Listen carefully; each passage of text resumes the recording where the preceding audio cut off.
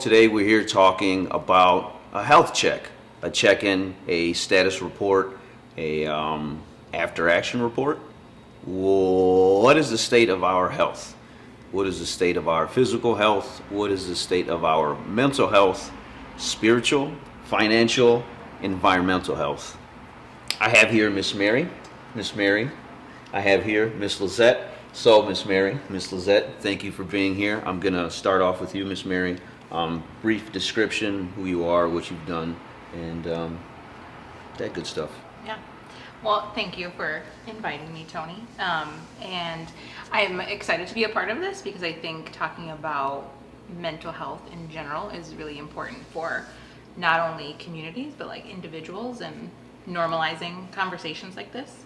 My background is I am a licensed clinical social worker, and I work in a private practice right now on the north side in Logan Square. Before that, I was working at a residential facility for youth, and then before that in low-income housing on the west side.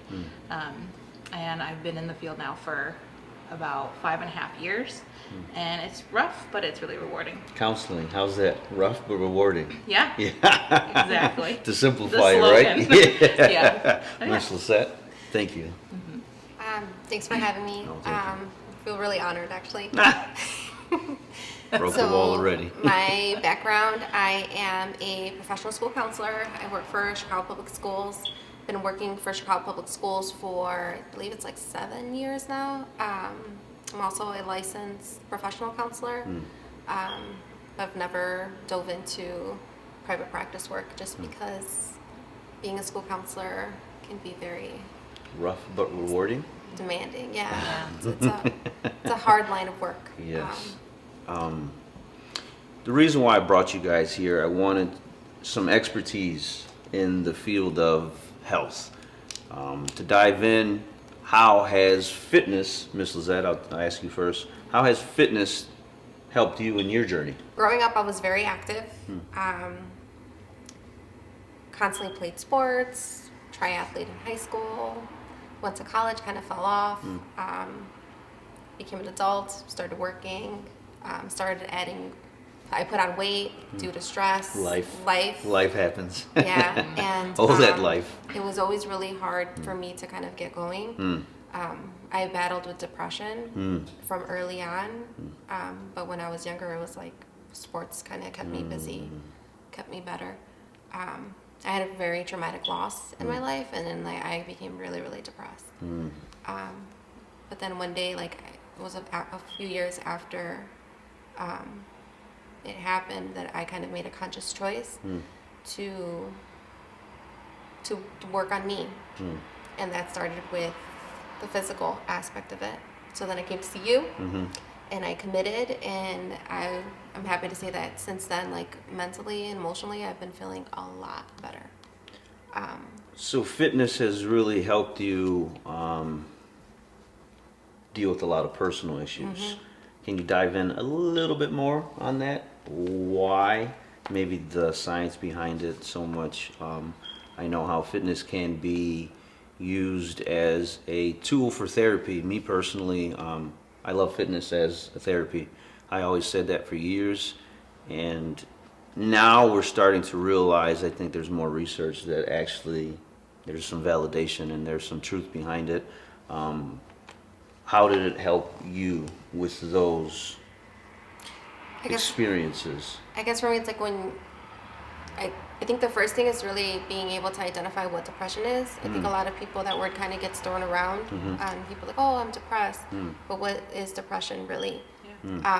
So when I think about how it helped me with depression, it helped me with the symptoms that I was experiencing with my depression. So that would be for me, sleep. Like I would find myself sleeping all the time, coming home from work, going straight to bed. Staying in bed all the weekend, like over the weekends, I was eating a lot of very unhealthy foods. Just like feeling very like lethargic, low energy, didn't have the energy to do much things. Obviously, like, feeling sadless. There was some times where I was feeling hopeless, very irritated at times too. So my mood was constantly like fluctuating, and I have a son, so he was kind of taking most of that. Yeah, that can He's be the, rough. He's the safest person for Yeah. me to lash out on. Yeah. And then since I've started working out, my mood has gotten better. Good. I'm more active. I have more energy. I make better eating health choices. So like I have noticed that there's just been a big change of just my overall lifestyle. Which for me, insanely crazy. I think that should be shouted out from the mountaintops, you know. So I've always been on the plumper side of life growing up, constantly like trying different techniques to lose weight, to get healthy. Looking back on it now, it was so environmental. Like my family, we just ate what we had, and there wasn't much control I had as a kid. And that's where it kind of builds up, and then you build bad eating habits, and they just keep going. And I was always, I think, angry about that, and I kind of blamed everyone else around me, and I was like, I'm like this because of them. And then similarly, I experienced a really traumatic loss, a very close loss in my early 20s, and that like was a huge catalyst for me to be like, okay, life is short and precious, and I need to stop blaming others or stop getting in my own way.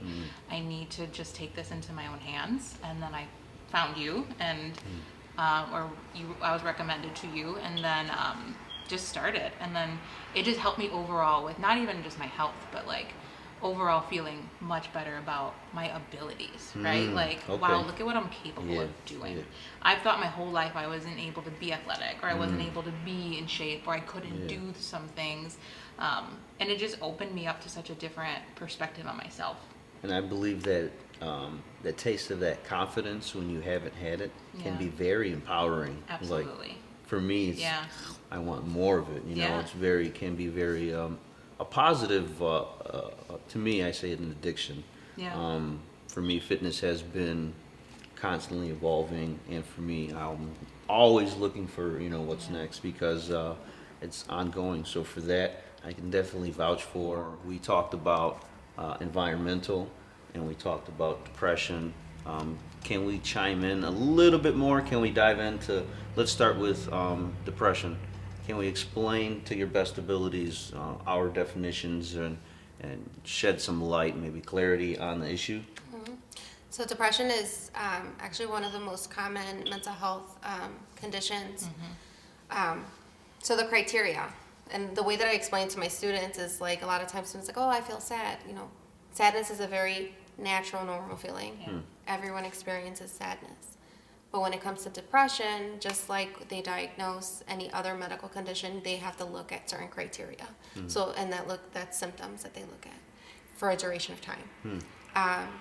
So for a duration of at least 2 weeks, they have to look at changes in sleep. So whether a person is sleeping too much, not being able to sleep at all, changes in appetite, are they eating more, are they eating less, any changes in weight, have they gained or lost weight, difficulty concentrating, maybe feeling very irritable, having low energy. A big one is loss of interest in things that they would find fun. So all of a sudden they stop doing the things that they enjoyed, or they seem less fun. Along with like hopelessness, some people experience thoughts of suicide. I'm trying to think, am I missing? You hit it all. And then it's experiencing any of those, you need to experience at least 5 for a duration of 2 weeks in order for a mental health professional to diagnose you with clinical depression. And oftentimes the thing is like when someone has an episode of depression, the likelihood of them having another one is much higher. So it's not something that just goes away, it's something that needs to be managed. Side, I want to bounce back to environmental, Miss Mary. We said environmental.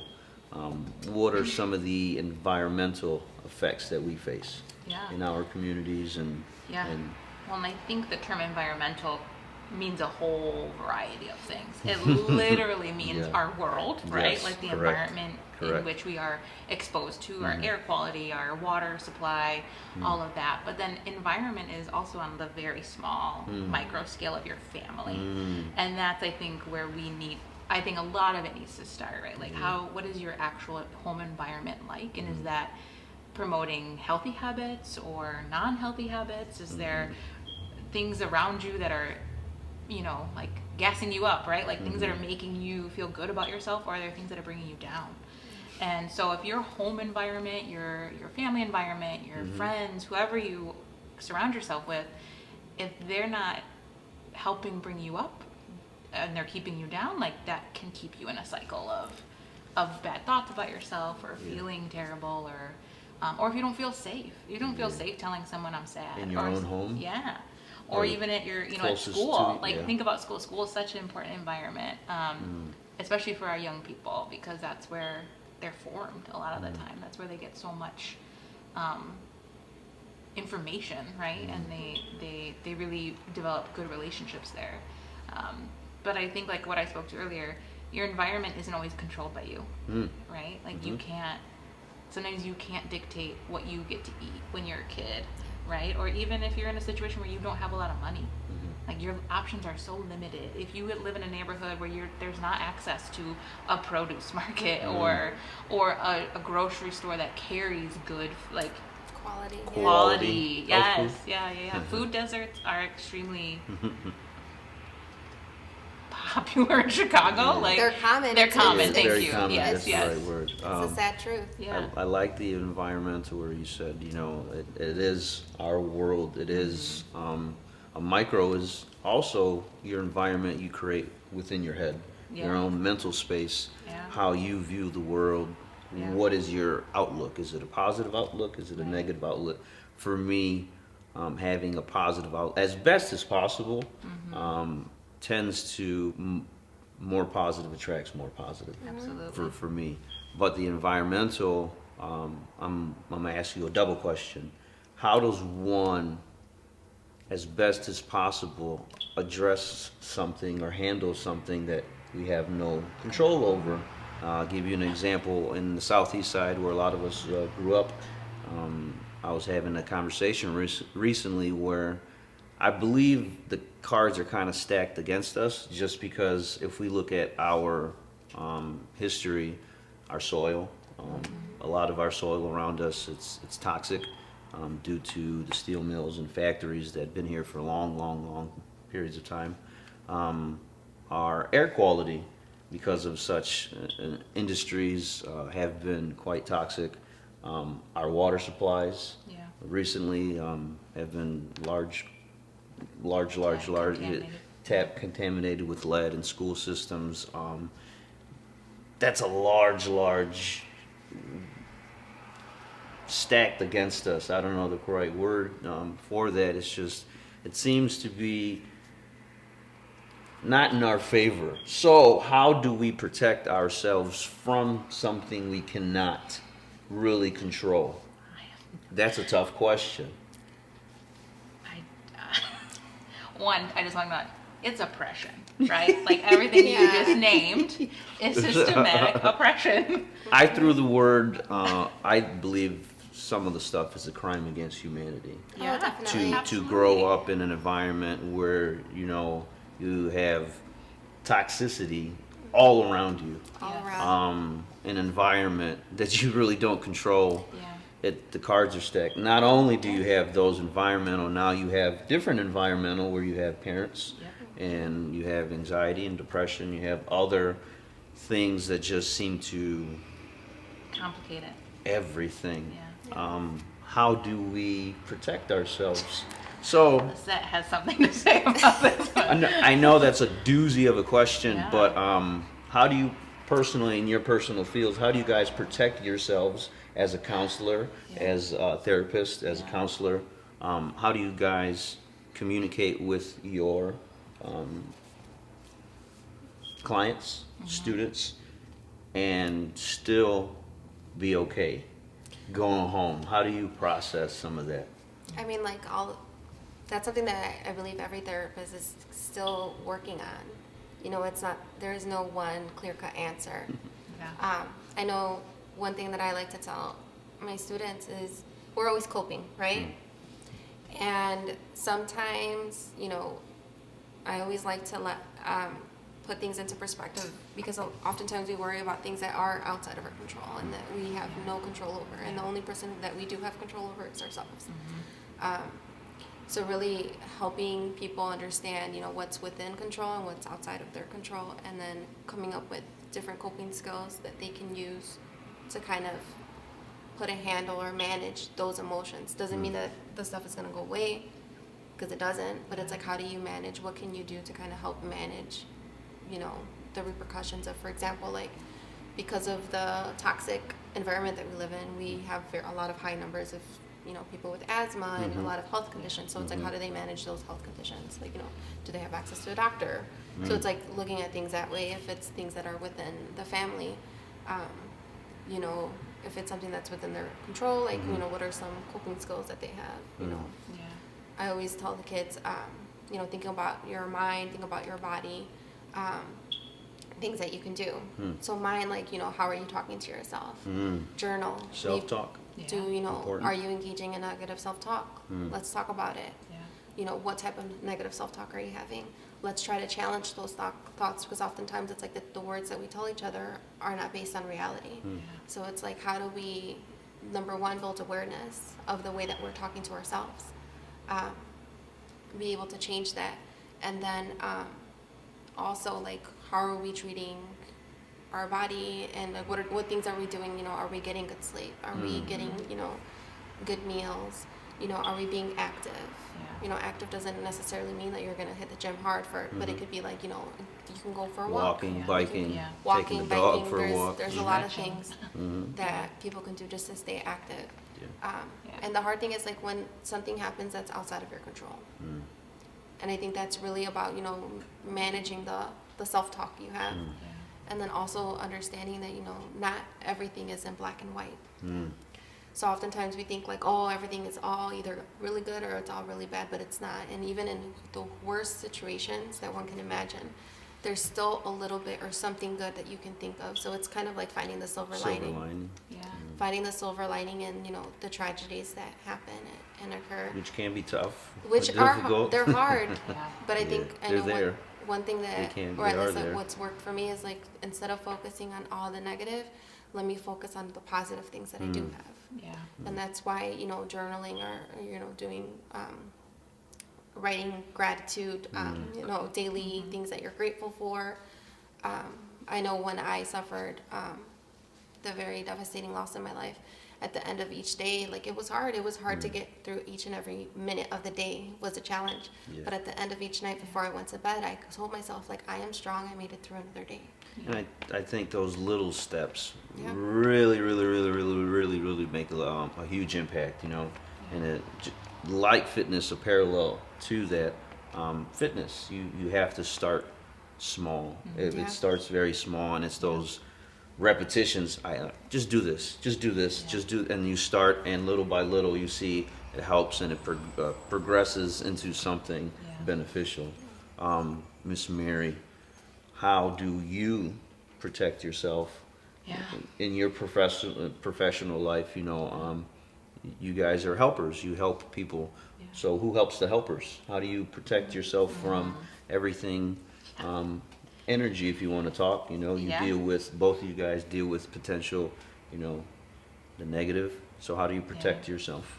Yeah. What's coming to mind right now is like this idea of, I don't think humans give ourselves enough credit for how resilient we are and how strong we are, emotionally and physically, right? Like the fact that we can go through so much and still keep going, right? Like that says a lot. Even the three of us in this room, like we don't remind ourselves of like, I've done this and I can keep doing it, right?